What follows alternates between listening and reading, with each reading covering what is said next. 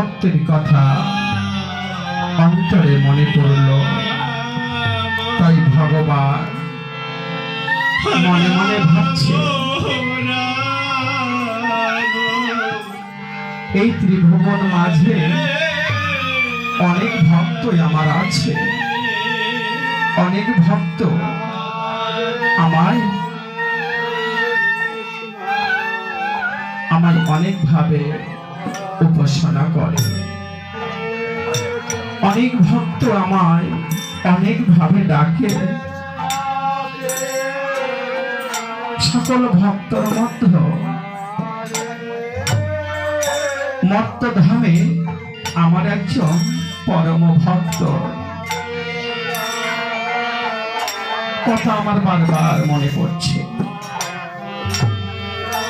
মর্তধামে আমার অনেকে ভক্ত আছে, কিন্তু সকল ভক্ত আমার সেই কর্ণ ভক্তর নামে আমার কাছে প্রার্থনা করে, আমার কাছে উপাসনা করে। ভক্ত, তোমরা যে আমার মাতা পিতা, তোমরাই তো আমার গুরু, তোমরাই আমার নাম রেখেছ বাঞ্ছা কল্পতরু। তোমাদের হাতে প্রেম ধরে তোমরা আমাদেরকে যে ভাবে ঘুরাও, আমি ভগবান যে তাই গৌর হরিবল বলে আমি যে সেদিকেই ঘুরি। তাই কত ভক্ত জগতে আছে আমার কাছে ধন সম্পদের জন্য প্রার্থনা করে, কত ভক্ত আছে বলে হে ভগবান, হে বৈকুণ্ঠপতি, আমি খুব কষ্টে জীবিকা নির্বাহ করছি, তুমি আমায় অনেক ধন দাও, অনেক সম্পদ দাও। আবার কত ভক্ত আছে বলে হে ভগবান, আমার কোনো সন্তান নেই, ভগবান হে তুমি একজন সন্তান আমায় দাও। আবার কত ভক্ত আছে বলে হে ভগবান, আমি জগতের মাঝে কিছু চাই না গোবিন্দ, আমি যে আসার সময় ভাবে আসার পথে তোমাকে কথা দিয়েছিলাম, সপ্তম গর্ভে মায়ের গর্ভে থেকে সপ্তম মাসে তুমি যে আমায় বলেছিলে যে এই মায়ার জগতে থেকেও তোমাকে পাওয়া যায়।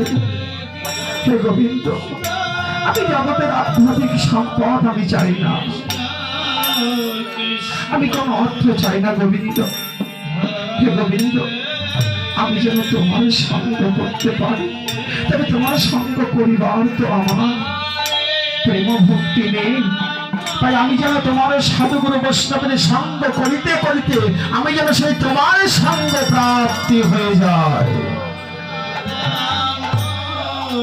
তাই এমন একজন ভক্ত, নাম ছিল কর্ণ, সেই কর্ণের জন্য সকলেই আমার কাছে প্রতিধ্বনি করে।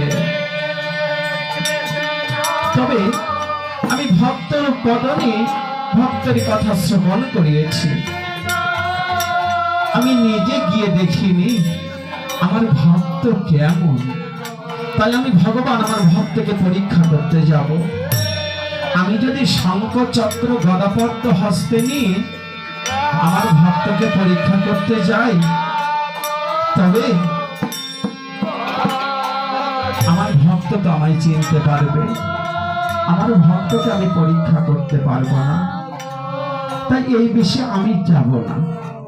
আমি আমার ভক্তকে পরীক্ষা করতে আমি একজন বৃদ্ধ বেশে যাব, আমার ভক্ত যেন আমায় চিনতে না পারে। তাই ভগবান মনে মনে সিদ্ধান্ত নিলেন যে আমি এই চতুর্ভুজা মূর্তি নিয়ে যাব না। আমি ভাবে যাব বটে, ওই মর্তধামে যাব বটে, তবে কাঙ্গাল বেশে যাব, আমি একজন দারিদ্র বেশে যাব, আমি একজন ব্রাহ্মণ বেশে যাব, যে বেশে গেলে আমার ভক্ত আমায় চিনতে পারবে না। আর ওই ভক্ত যদি আমায় চিনতে না পেয়ে আমায় ভগবানের রূপে আমায় সন্তুষ্ট করতে পারে, জগৎ মাঝে ভগবতের স্বর্ণে অক্ষরে আমি এই ভক্তর নাম রচনা যাব, ওই ভক্তই জগৎ মাঝে আমার পরম ভক্ত হবে। নিতাই গৌর সীতারাম। হরি হরি বল। তাই ভগবান নিমিষে একখানা বিপ্র মূর্তি গঠন করলেন। আর ভগবান ভাবছে যে আমি যদি এই বিপ্রর দেহের মাঝে প্রবেশ করি তাহলে আমায় হয়তো আমার ভক্ত চিনতে পারবে না। তাই ভগবান কি করলেন, একজন বিপ্র সৃষ্টি করিয়ে সেই বিপ্রর দেহের মাঝে প্রবেশ করলেন। আর বিপ্রর দেহের মাঝে যখন ভগবান প্রবেশ করলেন, ভগবান বিপ্রবার ভাবলেন এই বিষয়ে যদি আমি এখন মত্তধামে যাই আমার ভক্ত আমায় চিনতে পারবে না, কারণ আমার চারটা বাহু নেই, আমার নীল বর্ণ নেই, শঙ্খ চক্র গদা নেই, আমি একজন ব্রাহ্মণ সেজে আমি মত্তধামে গমন করব। আর আমার ভক্তকে আমি পরীক্ষা করব কেমন ভক্ত। ওই ভক্তের নিকট যে যাহা চাই ওই ভক্তটাকে হাসি মুখেই তাহা দান করে। সত্যি দেখি ওই ভক্ত কেমন দাতা, আমি ওই ভক্তর নিকট যাব। তাই ভগবান কি করলেন, সেই বৈকুণ্ঠপতি বৈকুণ্ঠ পরিত্যাগ করে মত্তধামের পথে গমন করতে লাগলেন। আমি যাব মত্তধামে, আমার ভক্তকে আমি পরীক্ষা করব।